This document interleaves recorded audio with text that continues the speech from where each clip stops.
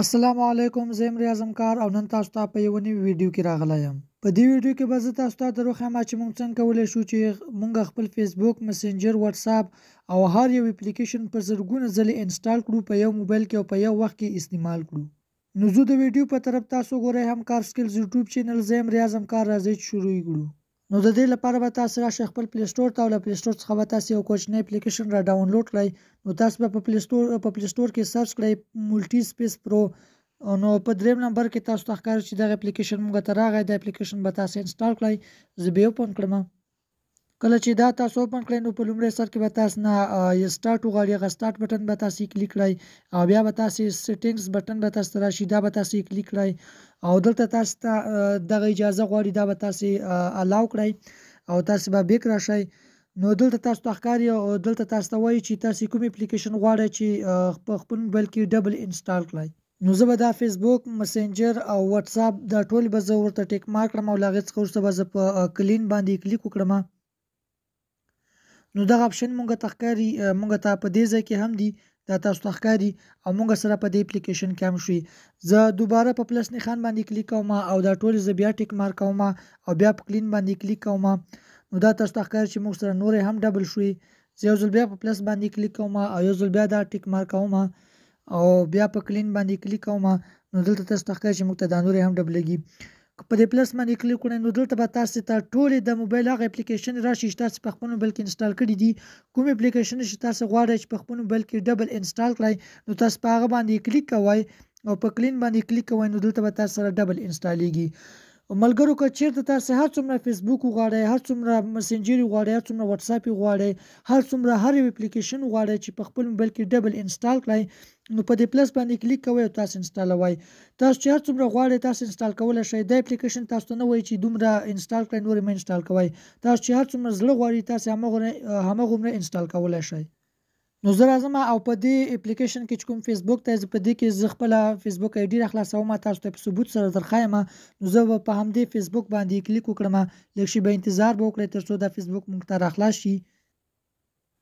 نو دا دی موږ ته دا ډول صفحه راخلاص شوه. نو زه به په دې کې خپل ایمیل ورکړم. نو تاسو ته ښکاري چې موږ دلته خپل ایمیل او پاسورډ انټر کړی او زه په لاګین باندې کلیک کوم. نو اوس به موږ ته په دې اپلیکیشن کې فیسبوک آی ډي راخلاصه شي. نو دا د موږ ته آی ډي راخلاصه شوه او په دې کې به زه تاسو ته مسنجر هم در وښایم. زه به دا سکیپ کړم. نو دا دی چې موږ ته فیسبوک آی ډي راخلاصه شوه. زه به په مسنجر نښان باندې به زه کلیک وکړم او دلته به اوس موږ ته په مسنجر کې هم فیسبوک آی ډي راخلاصه شي. کانټینیو باندې کلیک کوم. نو دلته تاسو ته ښکاري چې په دې کې هم موږ ته خپله فیسبوک آی ډي راخلاصه شوه. دا تاسو ته ښکاري زموږ یو فیسبوک آی ډي دغه ده.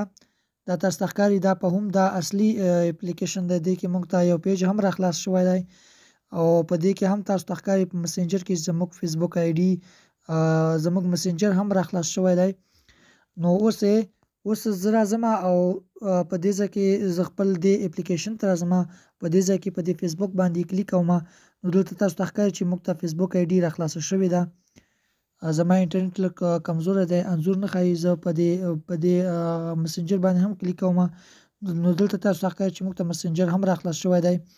واتساپ او هر څه په دې کې بالکل صحیح کار کوي او په دې ځای کې تاسو د فیسبوک نوم هم بدلولی شئ. تاسو به په دې فیسبوک باندې اوږد کلیک ونیسئ او دلته تاسو ته په دوهم نمبر کې ښکاري رینیم. په دې رینیم به تاسو کلیک وکړئ او دلته تاسو دا بدل کړئ او دلته تاسو ډېر فیسبوکونه چې استعمالوئ نو دلته تاسو د خپل خوښې نوم هم ورکولی شئ تر څو په د فیسبوک په راخلاصولو کې تاسو ته اسانتیاوې رامنځته شي.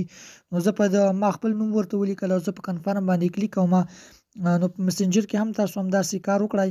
تاسو نوم ورکړئ د کومه آی ډي چې تاسو پکې راخلاصوئ، تاسو د هغې آی ډي نوم ورکړئ تر څو د آی ډي په راخلاصولو کې بیا تاسو ته کوم مشکل نه وي.